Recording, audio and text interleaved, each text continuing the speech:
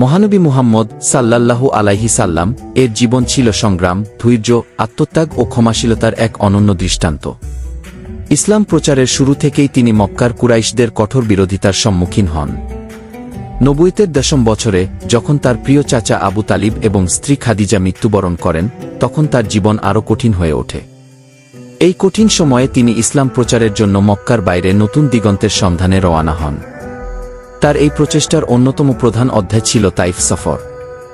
এই সময়ে তিনি তায়েফের পথে যাত্রা শুরু করেন, শান্তি খোঁজার এবং তার বার্তা প্রচারের এক নতুন পথ। তাইফ ছিল মক্কার নিকটবর্তী একটি সমৃদ্ধশালী শহর, যা কৃষি, ব্যবসা ও সংস্কৃতির জন্য পরিচিত ছিল। এই শহরটি ছিল বনি সাকিফ গোত্রের অধীন, যারা মক্কার কুরাইশদের মতোই প্রভাবশালী ছিল। নবীজি সাল্লাল্লাহু আলাইহি সাল্লাম আশা করেছিলেন যে যদি তাইফের নেতারা ইসলাম গ্রহণ করেন, তবে তারা মক্কার মুসলমানদের জন্য একটি নিরাপদ আশ্রয়স্থল হয়ে উঠতে পারে। মক্কার অবস্থা মুসলমানদের জন্য ক্রমশ ভয়াবহ হয়ে উঠছিল। ইসলামের প্রতি বিরোধিতা দিন দিন তীব্র থেকে তীব্রতর হচ্ছিল। মুসলমানরা নির্যাতিত হচ্ছিলেন, এমনকি মহানবী সাল্লাল্লাহু আলাইহি সাল্লাম নিজেও নিরাপদ ছিলেন না। তার চাচা আবু তালিব মারা যাওয়ার পর তিনি আর কোনো রক্ষণশীলতা পাচ্ছিলেন না। তাই তিনি সিদ্ধান্ত নেন যে তিনি ইসলাম প্রচারের জন্য নতুন স্থান খুঁজবেন এবং তাইফ ছিল তার প্রথম পছন্দ। নবীজি সাল্লাল্লাহু আলাইহি সাল্লাম একমাত্র যায়েদ ইবনে হারিসকে সঙ্গে নিয়ে তাইফের উদ্দেশ্যে যাত্রা করেন।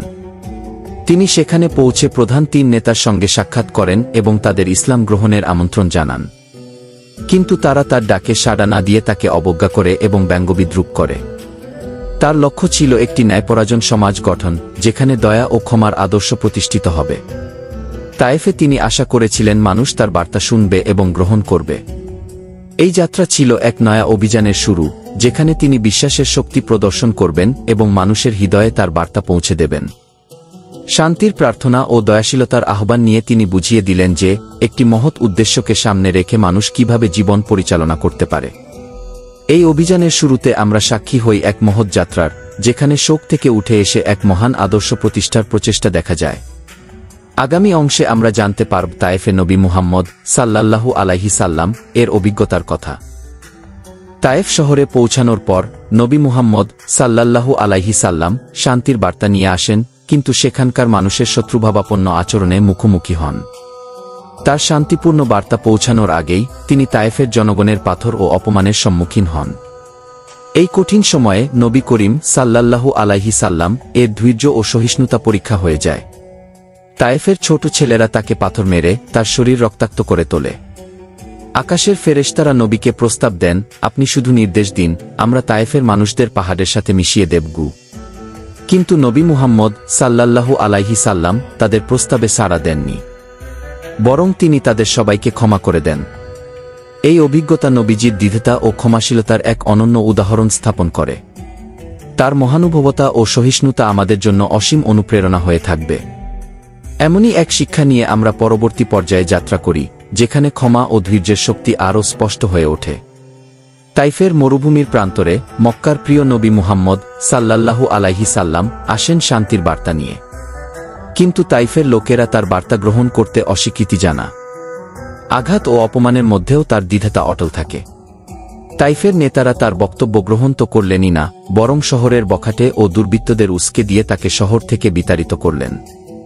তারা নবীজির সাল্লাল্লাহু আলাইহি সাল্লাম দিকে পাথর নিক্ষেপ করতে থাকে, যার ফলে তার শরীর রক্তাক্ত হয়ে যায়। তাইফের জনগণের নির্মম আচরণের ফলে নবীজি রক্তাক্ত অবস্থায় শহরের বাইরে চলে যান। এক পর্যায়ে তিনি একটি বাগানে আশ্রয় নেন।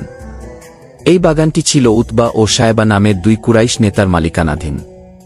তারা নবীজির সাল্লাল্লাহু আলাইহি সাল্লাম এই অবস্থা দেখে সহানুভূতি প্রদর্শন করেন এবং তার জন্য এক প্লেটে আঙুর পাঠান। এমন চরম বিপর্যয়ের মুহূর্তে মহানবী সাল্লাল্লাহু আলাইহি সাল্লাম আল্লাহর দরবারে এক হৃদয়বিদারক দোয়া করেন, যা ইসলামের ইতিহাসে অত্যন্ত গুরুত্বপূর্ণ। তিনি বলেন, হে আল্লাহ, আমি আমার দুর্বলতা, আমার অসহায়ত্ব এবং লোকদের কাছে আমার তুচ্ছ হয়ে যাওয়া সম্পর্কে তোমার কাছে অভিযোগ করছি। যদি তুমি আমার প্রতি অসন্তুষ্ট না হও, তবে আমি এসব বিপদকে তুচ্ছ মনে করি গিয়ে। এই ঘটনার পর আল্লাহ তাআলা ফেরেশতা জিবরাইল আলাইহিস সালাম কে নবীজির নিক প্রেরণ করেন। ফেরেশতারা নবীজিকে প্রস্তাব দেন যে যদি তিনি চান তবে তারা তাইফের জনগণকে ধ্বংস করে দেবেন। কিন্তু মহানবী সাল্লাল্লাহু আলাইহি সাল্লাম অত্যন্ত ধৈর্য ও ক্ষমাশীলতার পরিচয় দেন। তিনি বলেন, না, বরং আমি আশা করি যে আল্লাহ তাদের বংশধরদের মধ্য থেকে এমন লোক সৃষ্টি করবেন যারা কেবল আল্লাহর উপাসনা করবে এবং তার সাথে কাউকে শরিক করবে না। যদিও তাইফ সফর তাৎক্ষণিকভাবে কোনো সফলতা বয়ে আনেনি, তবে এর দীর্ঘমেয়াদী প্রভাব ছিল সুদূরপ্রসারী। এর পরপরই ইসরা ও মেরাজের অলৌকিক ঘটনা ঘটে, যা নবীজিকে সাল্লাল্লাহু আলাইহি সাল্লাম মানসিক শক্তি ও উৎসাহ যোগায়। এরপর তিনি মদিনার আনসারদের সঙ্গে সাক্ষাৎ করেন এবং ইসলামের বিস্তার নতুন দিগন্তে পৌঁছে যায়। ক্ষমার এই মহান উদাহরণে নবী মুহাম্মদ সাল্লাল্লাহু আলাইহি সাল্লাম দেখান যে সত্যিকারের শক্তি প্রতিশোধ নয়, বরং ক্ষমার মধ্যেই নিহিত। তার মহানুভবতা আমাদের জন্য এক মূল্যবান শিক্ষা। তাইফের এই ঘটনাটি আমাদের মনে করিয়ে দেয় যে প্রতিকূলতার মধ্যেও ক্ষমা এবং সহিষ্ণুতাই প্রকৃত শক্তি প্রদর্শন করে। এই মহান উদাহরণ আমাদেরকে অনুপ্রাণিত করে জীবনের প্রতিকূলতাকে সাহসিকতার সাথে মোকাবেলা করতে।